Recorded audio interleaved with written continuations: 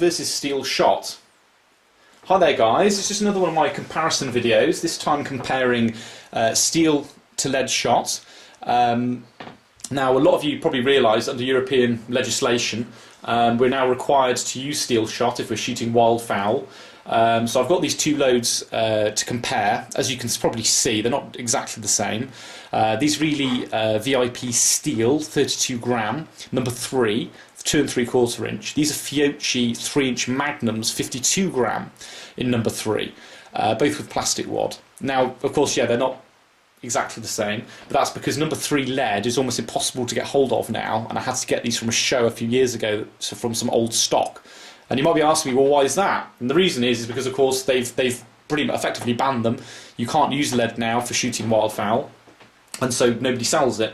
But either way, we'll muddle through and try and do a bit of a comparison, see how they perform against each other.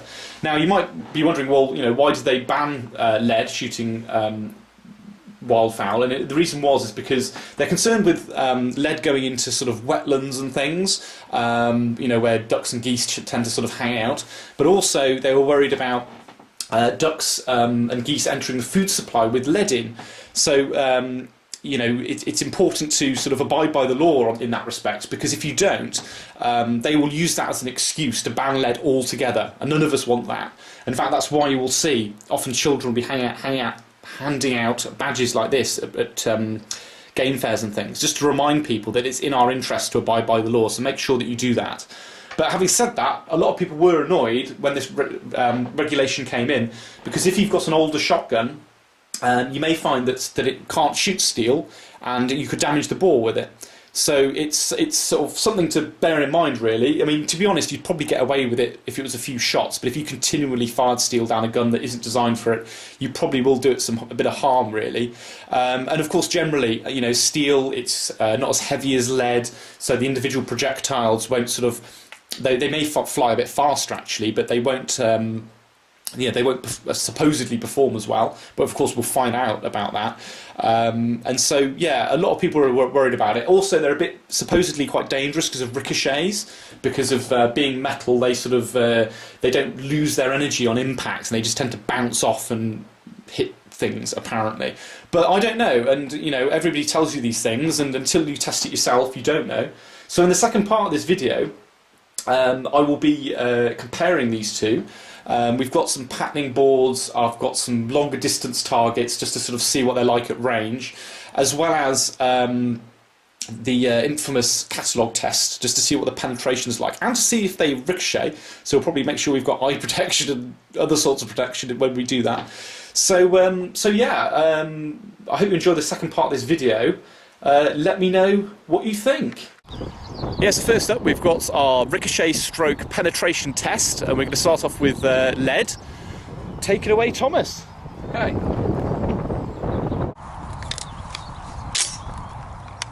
Ready? Ready? Fucking hell. Yeah, Fucking hell.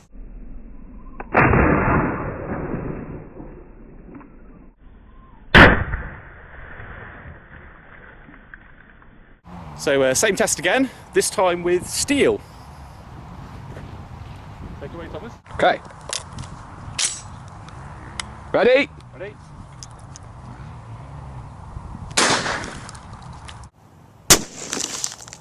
Go.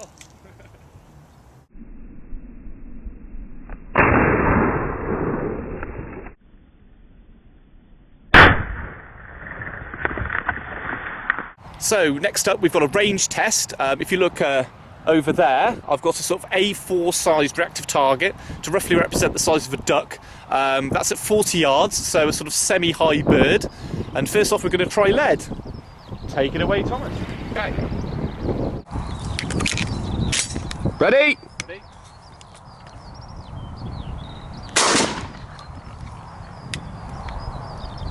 Next up we've got steel. Take it away, Thomas. Okay. Ready? Ready?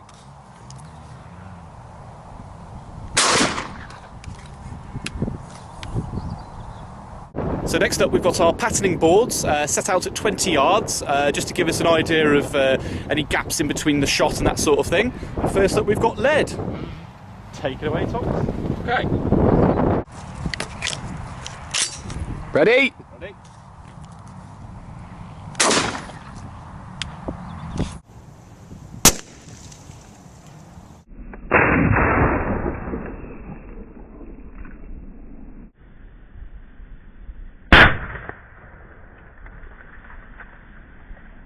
And next up we've got steel. Okay. Ready? Okay.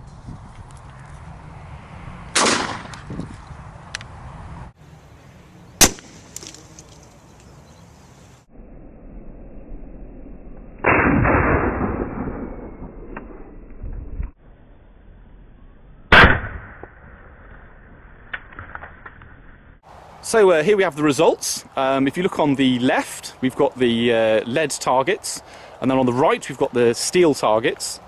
Now if you look at the patterning boards, perhaps predictably with the lead, that's a pretty nice pattern actually.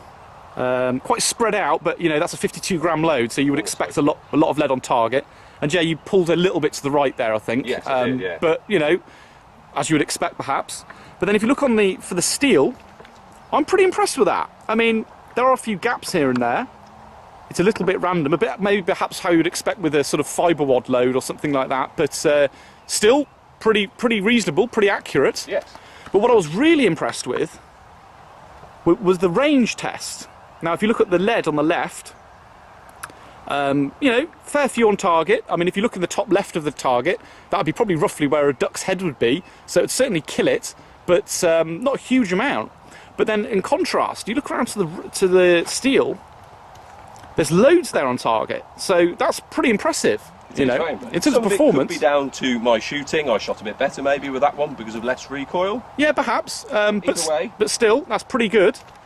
Now onto the Argus catalogues. I shouldn't say that, perhaps. Catalogues. With the lead, it sort of knocked it about a fair bit, as perhaps you would expect. Nearly went all the way through, in fact. Has gone through to page 1345, which is beds. And then in comparison, we've got the steel. Now you did pull that a little bit, didn't you? I think I flinched because the recoil on the lead that I shot first was so much, I wasn't ready so much for it. Although the recoil is far less with the steel. Right, okay. Well, it's still pretty reasonable. But I think that's gone about, what, halfway through? Not quite halfway through, no. It's gotten to page 503, which is coloured watches, but you can see the spine has taken the brunt of the force there. Yeah, so that's pretty reasonable, and I didn't notice any ricochets or anything. Nope, none whatsoever. Although, perhaps when the target cam comes out, we may have another opinion. We'll have to see on that. So yeah, not too bad. So yeah, I thought the steel performed quite well. I was impressed with that. Yeah, to be I was honest. impressed. Yeah. I wasn't expecting it to be as good as that. It almost makes you wonder what people would sort of go on about worrying about it. Although, of course, if you've got an older gun, you've got to make sure that it's steel proofed. In fact, you were saying there's a marking of some sort. There's a stamp on the barrel, which I believe is called the fleur de lis. Okay. My pronunciation isn't great.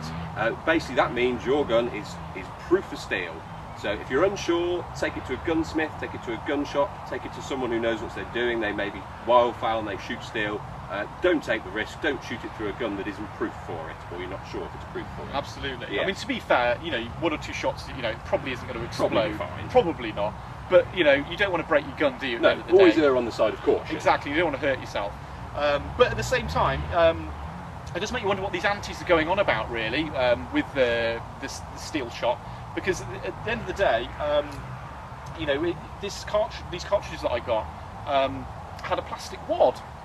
Now, I don't know about you, but I would say that I'll be far more worried about bits of plastic flying all over the countryside than bits of lead.